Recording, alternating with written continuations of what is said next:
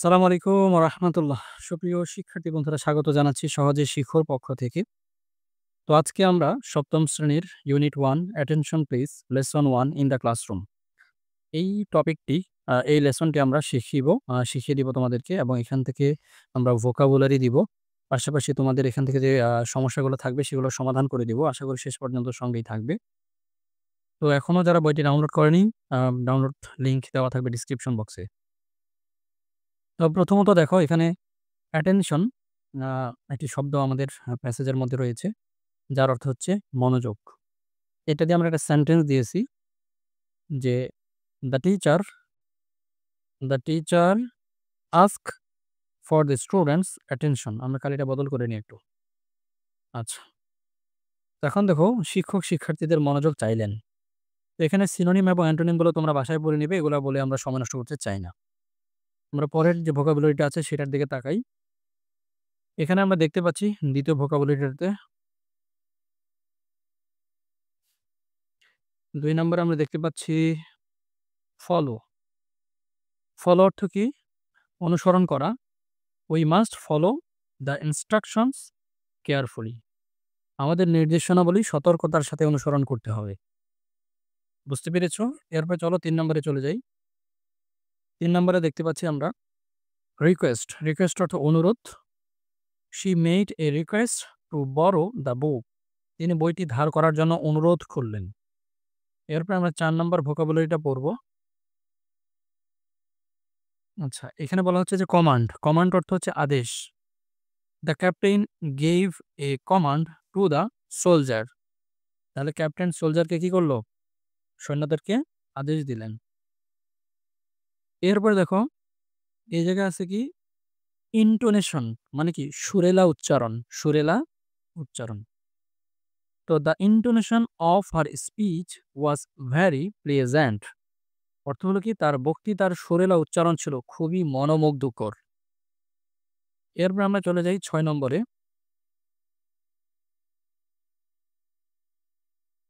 Morning. Morning অর্থ হচ্ছে সকাল। সেন্টেন্স। মর্নিং তে আমরা সেন্টেন্স দিয়েছি good morning and welcome everybody. সকালবেলায় সবাইকে স্বাগত জানাই। অর্থাৎ শুভ সকাল জানাইলো এবং স্বাগতও জানাইলো। এরপরে লক্ষ্য করো ওয়েলকাম। তো ওয়েলকামের এখানে আমরা যেটা দেখতে পাচ্ছি মিনিং স্বাগত জানানো।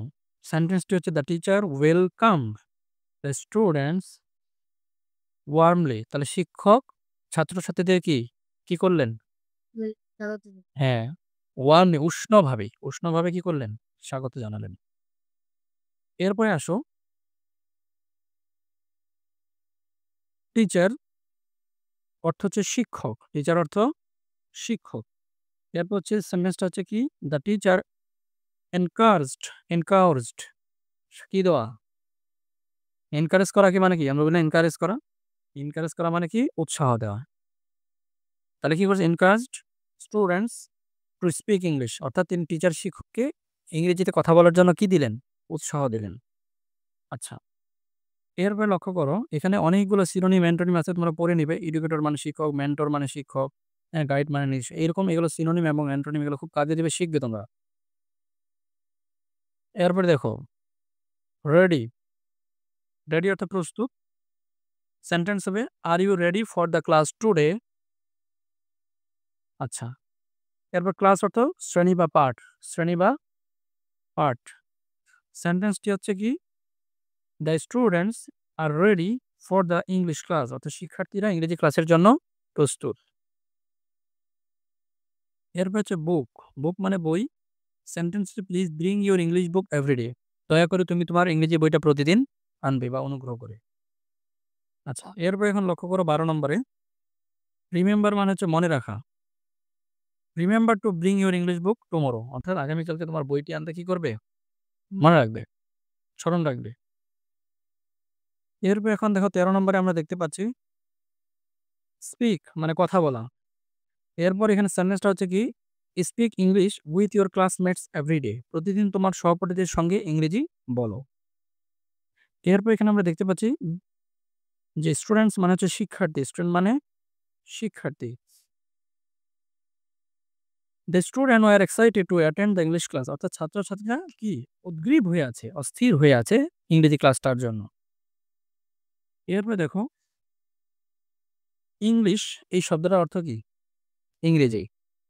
The teacher encourage students to speak English fluently, তাহলে শিক্ষক শিক্ষার্থীদের ইংরেজি সাবলীলভাবে বলতে উৎসাহ প্রদান করেন।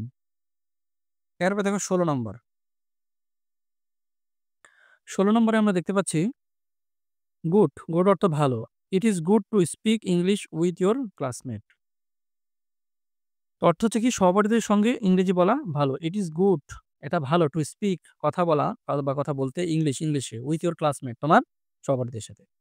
অর্থাৎ আমরা যত ভোকাবুলারিতে ভালো করব তত আমরা ফ্রি হ্যান্ড রাইটিংয়ে ভালো করব। হিউজ পরিমাণে ইংরেজি বানিয়ে লিখতে হবে। তো তোমার যদি ইংরেজি ভোকাবুলারি যত সমৃদ্ধ হবে তুমি তত ভালো করবা। আচ্ছা এরপর তাকাও যে নিউ। নিউ অর্থ নতুন। নিউ অর্থ নতুন।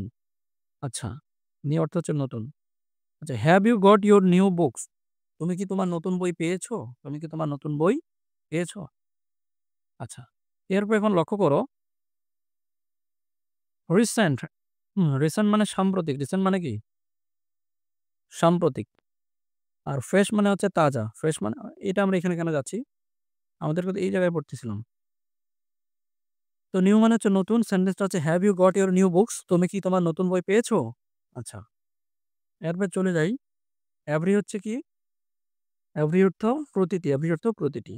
তাহলে সেন্টেন্সটা কি হবে? Bring your English book everyday. Bring your English book everyday. অর্থাৎ প্রতিদিন তুমি তোমার কি বই আনবে? ইংরেজি বই আনবে। এরপর এখন দেখো 19 number vocabulary day. Meaning day অর্থ হচ্ছে দিন। সেন্টেন্সটা হবে কি? Please bring your English book everyday. অনুগ্রহ করে প্রতিদিন তোমার ইংরেজি বই আনবে। এরপর হচ্ছে কি 20 নাম্বার হচ্ছে প্লিজ। প্লিজ মানে অনুগ্রহ করে। প্লিজ মানে অনুগ্রহ করে। সেন্টেন্সটা হবে কি? Please remember to bring your English বুক। দয়া করে তুমি তোমার ইংরেজি বই আনবে। আমরা চেষ্টা করেছি বই থেকে সেন্টেন্সগুলো নেওয়ার, যেন করে তোমার কাজে দেয়। এরপরে আসো। আচ্ছা, উইথ মানে মিনিং। উইথ অর্থ উইথ মানে মিনিং না, উইথের অর্থ হচ্ছে সাথে। তাহলে speak English with me and with your classmate, অর্থাৎ আমার সাথে এবং তোমার সহপাঠীদের সাথে ইংরেজিতে কথা বলবে। আর 22 নম্বরে যে শব্দটা এটা হচ্ছে মি মানে হচ্ছে আমাকে বা আমি বা আমাই। আচ্ছা, এখন এখানে আমরা কি দেখতে পাচ্ছি? সেন্টেন্সটা দেখতে পাচ্ছি speak English with me everyday. With me everyday, ঠিক আছে? এরপর দেখো মাইসেলফ, এটা হচ্ছে তার সিনোনিম অ্যান্টোনিম, এগুলো তোমার পড়ে ফেলবে। এরপর এখানে দেখো সহপাঠী। ক্লাসমেট অর্থ কি? সহপাঠী। তাহলে speak English with your classmate everyday, তোমার সহপাঠীদের সাথে তুমি কি করবে? ইংলিশে প্রতিদিন কথা বলবে। এরপর এখন আসো 24। এখানে আমরা দেখতে পাচ্ছি যে এভরিবডি মানে কি? সবাই। এভরিবডি মানে সবাই। Good morning and welcome everybody, অর্থাৎ শুভ সকাল এবং স্বাগত সবাইকে। ব্রিং মানে নিয়ে আসা। Please remember to bring your English book everyday, দেখো সেম ওইগুলোই কিন্তু আসছে, সেন্টেন্সগুলোই দিয়েছি। তারপর হ্যাভ মানে কি? হ্যাভ একটা ভাব, আছে আর পাওয়া, ঠিক আছে? আছে আর পাওয়া, আছে আর পাওয়া। তাহলে have you got your new books, তুমি কি তোমার নতুন বই পেয়েছো? আচ্ছা, এরপর এখন চলে যাই আমরা। গট মানে হচ্ছে কি? পাওয়া, এটা তো আমি বলেছি একটু আগে।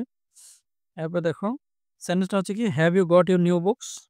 তাহলে মোটামুটি আমাদের শব্দার্থ যে পার্টটা রয়েছে, শব্দার্থের পার্টটা শেষ, কিন্তু ভোকাবুলারি শেষ।